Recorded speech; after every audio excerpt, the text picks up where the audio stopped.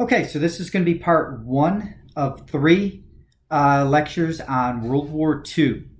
So, World War II lasted from 1939 to 1945. The United States did not enter in until 1941 after the bombing at Pearl Harbor in Hawaii. But this is going to be a war between, as you kind of a review from world history, between the Axis powers, primarily consisting of Germany, Italy, and Japan versus the Allied powers, which were primarily the Great Britain, France, Soviet Union, and eventually the United States. So we have dozens of countries involved in World War II, and it's going to be perhaps the deadliest war in history. There's a few others that had numbers in the neighborhood of World War II, but it was definitely the most devastating for a lot of other reasons, other than the amount of people that lost their lives as a result of it.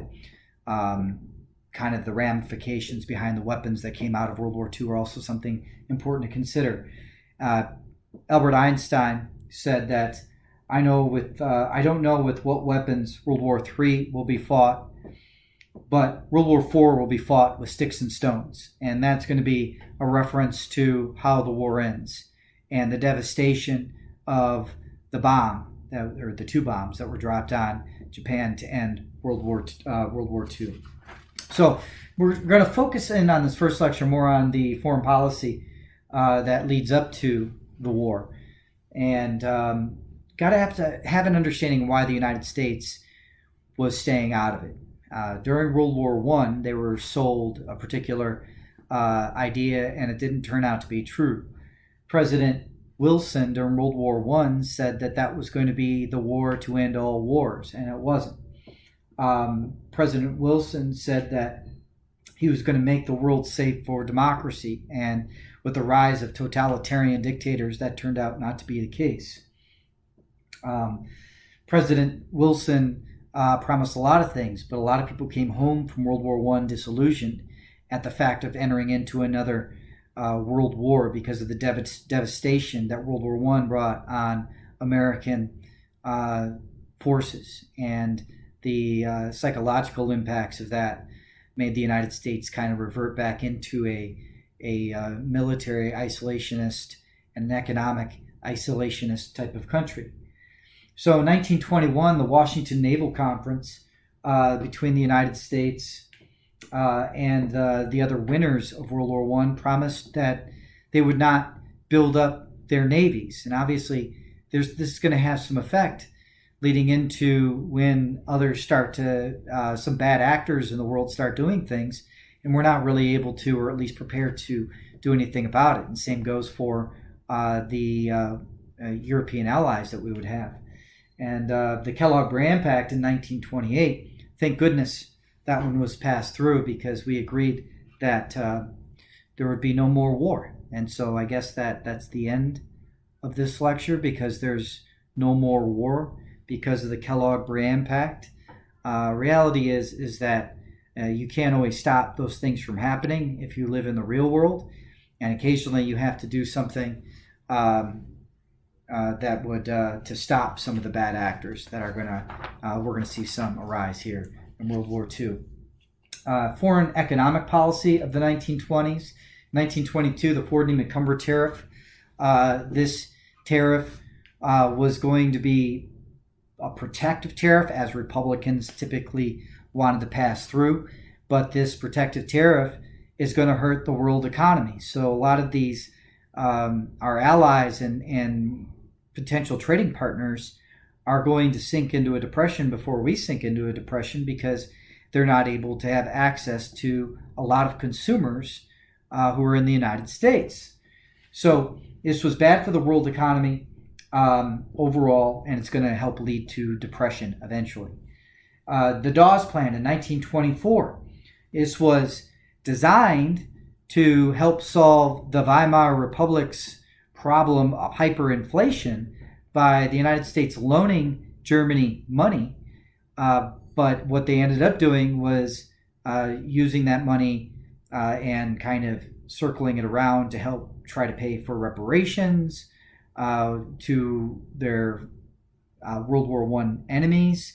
And so the money just kind of circulated and didn't do a whole lot. So the Dawes Plan was not a very effective policy in order to solve the problem of Germany. And as Germany goes into a depression, they're going to seek out change in a very bad way that's going to emerge. And Herbert Hoover's policy, when he becomes president, is not going to improve things very much at all either. And then disarmament continues at the London Naval Conference in 1930, where they actually limit the number of Navy ships that can be built. Again, this is not going to work out very well when others start to build up their militaries, and then what would become the Allies would not be prepared to fight against countries like Germany, who are going to eventually rebuild after Hitler takes power there. The Clark Memorandum in 1930 is an extension of the Monroe Doctrine, where the United States reinforces its claim to being able to tell Europe to stay out of Latin America. The Stimson Doctrine in 1932 the United States refuses to recognize Japan's ownership of Manchuria, northern province of China. They had invaded and taken over Manchuria in 1931, and the United States, in response to Japan attacking and invading our ally, China, was, we refuse to recognize your ownership of it. Not sending over a single ship, not sending over any sort of presence to help stop Japan from doing what they were doing. Instead, we just simply refuse to recognize that you own that land. That's not going to be a very effective policy. President Roosevelt starts making some positive steps when he becomes president. And so in the Pan American conferences, President Roosevelt really kind of establishes a good neighbor policy with Latin America. In the first of these two conferences, and there's actually 7 Pan American conferences, I think, they're leading up to this point, but the first of the two that FDR was participating in 1933, the United States promises at that meeting in Uruguay to stay out of Latin American affairs. So we didn't feel like we had to have to use this big stick diplomacy that his cousin had kind of initiated throughout the region, and kind of it was expanded through Woodrow Wilson and so on, where we felt like we had to be ever present. Now we kind of pull back, and we're trying to get a better relationship with Latin America just in case we need help, and they wouldn't turn against us. So that is going to be a positive, I think, in terms of U.S.-Latin American relations. In 1936, at another conference, this time in Cuba, the United States nullifies the Platt Amendment, which was passed through in the wake of the Spanish-American War, which basically we stop dictating to Cuba how to run their country, and they're free to run it the way they want, with the exception of the United States holding on to Guantanamo Bay. So there'd still be a naval base there, but we treat them less like a protectorate than we had before. The London Economic Conference in 1933, FDR recognizes that our economy is not just a national economy, it's an international economy, and that in order for us to get out of the Great Depression, there had to be a globalized effort in order to do that, because it was a globalized problem. It wasn't a nationalized problem. So as an extension of that, President Roosevelt enacts reciprocal trade agreements, where the president holds the ability to negotiate trade agreements with other countries. That's constitutional rule as well. President can negotiate treaties. Senate does have to ratify them. But if a president maybe enters into an executive agreement rather than passing through a full-fledged treaty, that could still hold the weight of law, at least while that president is in office. So during this time period, during the 1930s, we see the real rise of the so-called Axis powers. The main three: Japan, Italy, and Germany. Japan, led by Emperor Hirohito and General Hideki Tojo. They invaded Manchuria in 1931, as we mentioned. We eventually, in 1932, just simply say to them that we refuse to recognize that, but we don't really do anything about it. They invade China kind of in full scale in 1937. Again, we don't get involved, even though China is our ally. Italy is led by totalitarian dictator Benito Mussolini, also known as Il Duce, which means the leader. They invade Ethiopia in 1935. They start gassing people, killing people, kind of in big numbers. Again, we don't do anything to stop them. And in Germany, Adolf Hitler rises to power, first as an elected leader, and then later on consolidates power as a totalitarian dictator. He remilitarizes Germany, rebuilds Germany, and then once those two things are done, then he starts doing things that are aggressive, such as disputed land in between Germany and France, known as the Rhineland, was remilitarized by Germany in 1935. Taking control of northern Czechoslovakia, the Sudetenland, in 1938, and annexing Austria in 1938 as well. Throughout all of that, the United States, France, Britain continue to not act to stop this, even though this was a violation of the Treaty of Versailles. Even though the United States did not enter into the Treaty of Versailles, the others did, and they didn't do anything to stop Germany from doing those things. We did neither. And so this is just going to continue to have Germany build up. And the general policy towards Germany was appeasement. This idea of appeasement. At the Munich conference in 1938, Germany meets with European leaders. And the agreement is worked out at the Munich conference, where after Germany had taken the Rhineland and northern Czechoslovakia and Austria, Adolf Hitler promises never to take over any more land. The Prime Minister of Great Britain, Neville Chamberlain, goes back with the signed agreement in his hand, and he holds it up saying, "We have peace for our time." What Hitler was doing was that he was buying time. He was buying time in order to be able to invade Poland.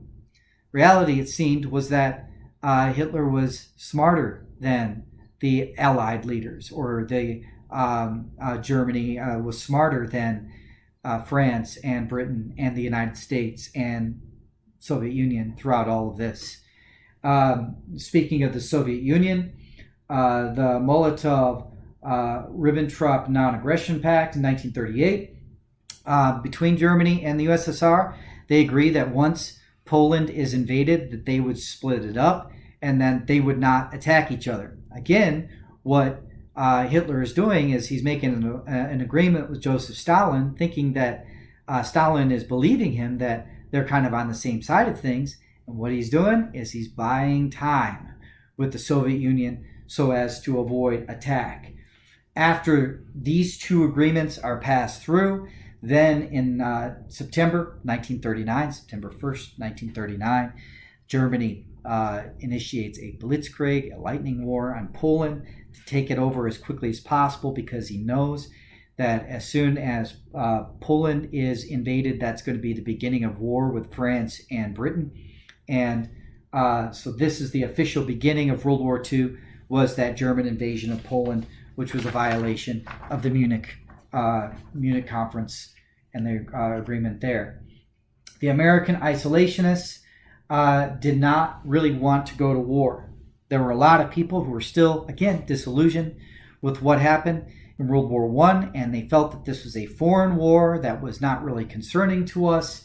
And most of your isolationists were from the Midwest or from rural areas, Republicans, clearly, who were the opposition to FDR. Were going to be against this. The Nye Committee, a Senate committee, meets, and they discuss the reasons for World War I, and they talk about how the banks and were making lots of money off of it, and then there was kind of a big conspiracy behind why the United States entered into this war, and so that we should not enter into another world war simply to save our economy.